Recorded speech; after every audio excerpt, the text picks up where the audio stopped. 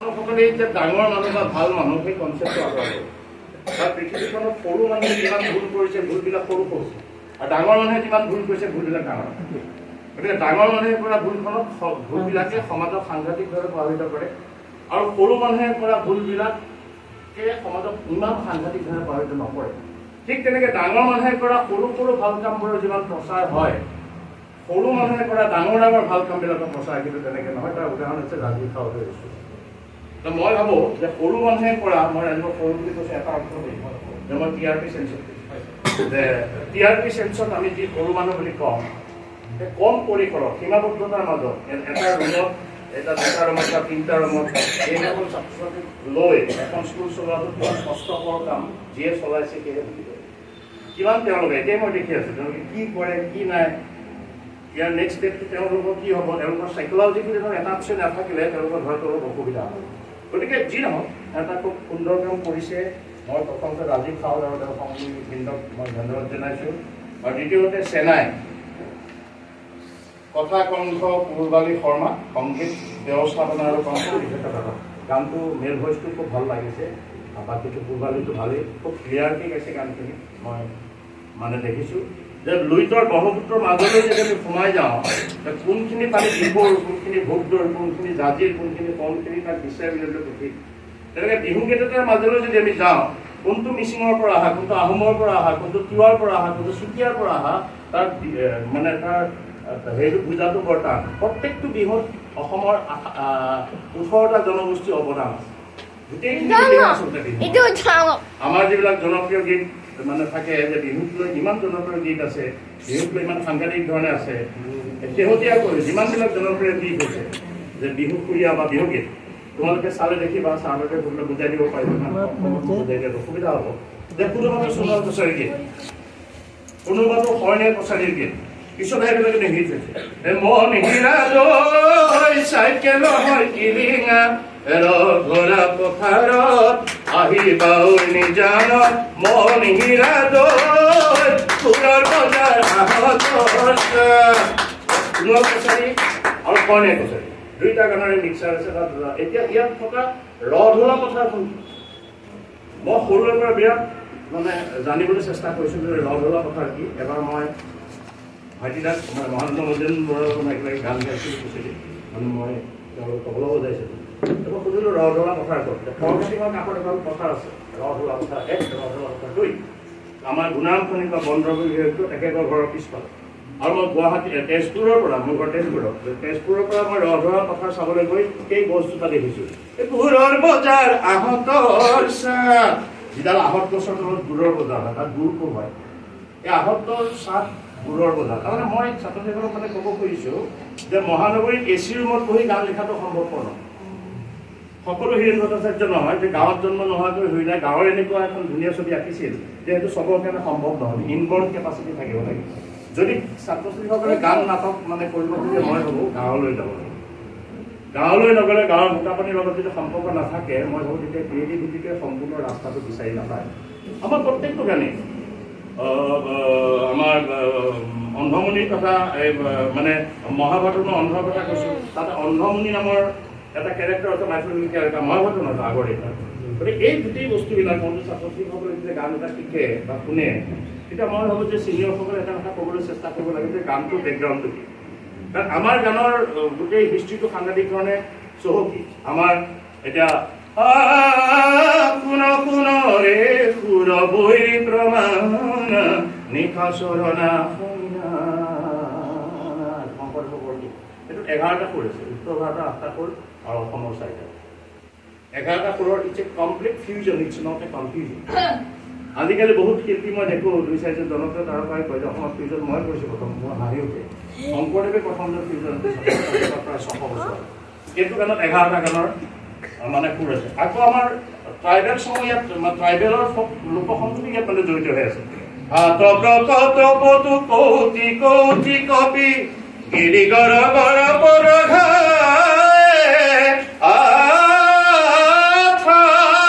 প্ৰকট পটু হাতটো কেনেকৈ কৈছে ক্লাছিকেল মিউজিকৰ পৰা কেনেকৈ আহিছে কোনটো আগৰ পৰা আহিছে ৰূপালী দাগ কেনেকৈ টাচ কৰি গৈছে এই গোটেই বস্তু গোটেই সাংঘাতিক জনতা ভিজুৱেল এই গানটোৰ পৰা আকৌ জ্যোতিপ্ৰসাদে মানে স্বাধীনতা আন্দোলনৰ সময়ত এটা সুন্দৰ গীতৰ মানে সৃষ্টি কৰিছিল। শুনো শুনো লুইতৰ পাৰৰে আমি ডেকা ল'ৰা মৰিবৰে ভয় শংকৰদেৱে লিখিছিল ৰাম নাম যাম অমৰ জ্যোতিপ্ৰসাদে লিখিলে মুকুতি মেঘৰ মহান মেজি নেজাৰ ফিৰিঙতি চাই। এইখিনি পৰা অসমীয়া আহি গ'ল মানে পুৰণা বস্তুটো আঁতৰি আকৌ নতুন মানে লুইতৰ পৰা পুৰা আহি গ'ল। উৰুহিটো যদি ঠিকাতে আঁতৰি ৰাসতে মোৰ চাজা আমি আগে বাঢ়ি পাতি পাতি তেজেৰে বলি খাৰ জানে বোলাই লুই তেজেৰে বলি খাৰ জানে বোলা কামাখ্যা মন্দিৰ হয়তো দুৰ্গা গোসাঁনী গীতৰ পৰা পটকে টানি লৈ গৈছে অসমীয়া লুইত পাৰৰ মানে চলি থকা প্ৰদৰ্শন মেটচ কৰিছে কমপ্লিট ব্লেণ্ডিং। গতিকে এই গোটেইখিনি অসমত আগতে আধুনিক গীত আছিল। কিয় জ্যোতিপ্ৰসাদৰ বছৰে বছৰে গানটোক প্ৰথমটো অসমীয়া আধুনিক গীত বুলি কোৱা হয় আৰু কিয় জ্যোতিপ্ৰসাদ বা বিষ্ণুৰাভাক অসমীয়া লোকসংগীতৰ মানে ৰি-এষ্টাব্লিছাৰ বুলি কোৱা হয়। আকৌ যে হেৰি কৰিছে তেওঁলোকে লোকসংগীত শাস্ত্ৰীয় সংগীত আৰু মডাৰ্ণ চঙৰ এনেকুৱা এটা কমপ্লিট ব্লেণ্ডিং সৃষ্টি কৰিছিলে। সেইটোৱে চলি আছে এতিয়া। যে এই বিয়া নামৰ জ্যোতিপ্ৰসাদৰ প্ৰথম এইকাৰণে কয় জ্যোতিপ্ৰসাদৰ বয়স 14 বছৰ তেতিয়াতো অপুনীত কৰি লিখিছিল। তাত গান আছিল তাৰ এটা গছে গছে পাতি দিলে গছে গছে পাতিলে গীতটো আহিছে বিয়া নামৰ পৰা। আগত দিয়া পাছতীয়া পঞ্চ আয়তীয়ে কি ৰাম ৰাম পঞ্চ আয়তীয়ে দুৰ্বা ঘাটৰ পানী আনি ৰামৰ মূৰত দিয়ে গছে গছে পাতি দিলে ফুলৰে শৰাই কি ৰাম ৰাম। এই ৰাম ৰামটো কি শ্ৰীৰাম নহয়, ৰাম ৰাম অসমীয়া মহিলাই দিয়াত পোৱা। গতিকে ইয়াৰ যিটো আৰু এটা আছে আপোনাৰ নিচুকনি গীত আছে আমাৰে মইনা কুবয়ে বাৰীতে বগৰী ৰুবয়ে বাৰীৰে বগৰী পকি পৰি যাব মইনাই বুটলি খাব লুইতৰে পানী যাবি নিচুকনি গীত। আজিকালি নিচুকনি গীত নেদেখা হ'ল বিভিন্ন আমাক মাহঁতে কোৱাৰ লগে লগে নিচুকনি গাইছিল। আজিকালি যুগৰ পৰিৱৰ্তনত মোবাইল ফোনটো দি পেলাই ল'ৰা ছোৱালীক খুৱাবলগীয়া হ'ল ফলত তেওঁলোকে নিচুকনি গীতৰ পৰা বঞ্চিত হ'ল। যি ল'ৰা ছোৱালী মাকৰ গানৰ পৰা বঞ্চিত সেই ল'ৰা ছোৱালী আগলৈ মাতৃভাষা বা মাতৃভূমিৰ লোকে ভালকৈ শুনা কৰিব অসুবিধা। সেইটো মই কোৱা কথা নহয়, পৃথিৱীৰ বিষয়ে ক'ব লাগিব। এতিয়া মই মাতৃসকলৰ প্ৰতি আহ্বান জনাম। ইয়াতে বহুতো মানে হেৰি আছে মাতৃ আছে যি মাধ্যমৰ বিদ্যালয়তো নপঢ়ক মাতৃভাষা জানিবই লাগিব আৰু মাকে কোচত লৈ ল'ৰা ছোৱালীক খুৱাবই লাগিব। সেইটো মাত্ৰ দায়িত্ব। কেতিয়া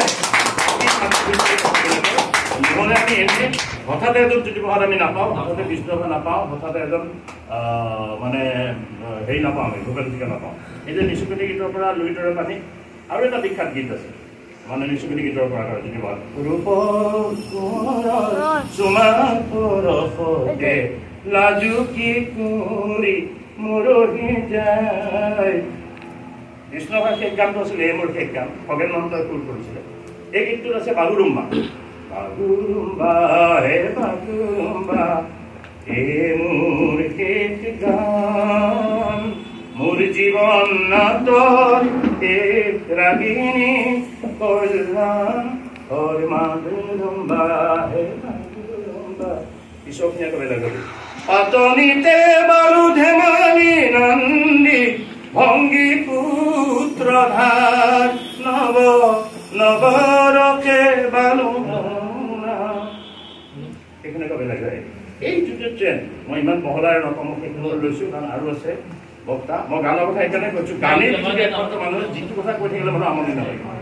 ভূপেন হাজৰিকাই ভাল কৰিয়া বাজাইলা দোতৰা কমলা সুন্দৰী নাচে এ গৌৰী পুৰিয়া গাভৰু দেখিলো হাতী ধৰিবলৈ লোকসংগীত বিহু গোৱালপৰীয়া কামৰূপীয়া কিমান আহে। হে কৃষ্ণৰ মূৰৰে বকুল ফুলে পাহি অনিয়ৰ পাই মুকলি হলৈ গোবিন্দাই ৰাম ফাঁচি পাতে ভাষা দিব চিপুঙে আশা দিব ৰংঘৰে মেলিব দুৱাৰ। পৃথিৱীত এনেকুৱা কোনো শিল্পী নাই যি লোকসংগীত বাদ দি ছাকচেছ কৰিব পাৰিছে। বব ডিলানক এটা প্ৰশ্ন কৰিছিলে BBC সাংবাদিকে পৃথিৱীৰ আটাইতকৈ সুমধুৰ সংগীতটো কি? The sweetest music of the world. তেওঁ কৈছিল কেঁচুৱাৰ গান। মই খুব লৈ গ'লে বব ডিলানে নোবেল বঁটা পাইছিল গান গোৱাৰ কাৰণে নহয় গান লিখাৰ কাৰণে। ভূপেন হাজৰিকাই মানে সাহিত্য সভাৰ যে সভাপতি হ'ল গায়ক ভূপেন হাজৰিকা নহয়, গীতিকাৰ ভূপেন হাজৰিকা। ভূপেন হাজৰিকা নিজকে কিন্তু গায়ক বা সুৰকাৰ বুলি চিনাকি দিয়া নাই, তেতিয়া সাহিত্য সভাৰেই নহয়, বিভিন্ন ধৰণৰ গীত গায়। গীতিকাৰ ভূপেন্দ্ৰ হৈ যাছে নমস্কাৰ, হে দীপু হ'ল তোমাৰ নাম হওক মংগল তোমাৰ, সদায় গীতিকাৰ বুলি চিনাকি কৰিছিল। অন্যটা আৰু সুধিছিল পৃথিৱীৰ আটাইতকৈ কৰুণ সংগীতটো। তেওঁ কৈছিল মৰিশালীত যেতিয়া মানুহ ৰৈ থাকে আৰু কোনেও একো কথা নকয়, তাত যিটো শব্দ হয়, তাত যিটো মিউজিক হয়, it is the saddest music of the world.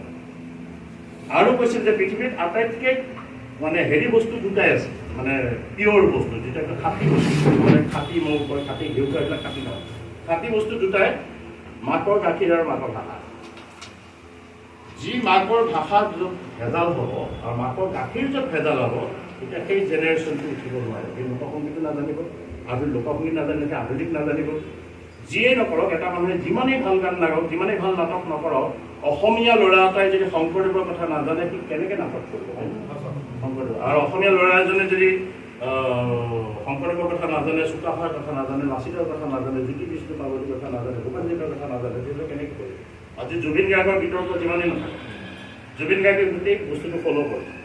পাখি পাখিয়ে মহান পাখি পাখি মেলি যাৰি, এইটো এটা ডিমাচা ফক চঙৰ পৰা। জুবিন গাৰ্গ দেউতাকৰ চাগৰ ভিতৰত বিভিন্ন ঠাইত আছিল, বিভিন্ন ভাষাও জানিছিল। গতিকে জুবিন গাৰ্গৰ ব্ৰেইনত ফ'কটো গোটেই ৰৈ গৈছে, বিভিন্ন ফ'ক।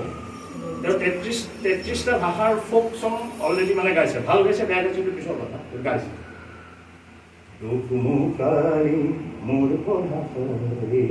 ইংৰাজী অংক দক্ষিণাকে চাৰি, খিৰিকী থাকেৰে মুকুটিৰা বেলি, ঘৰলৈ উভতি খেলা মোৰ।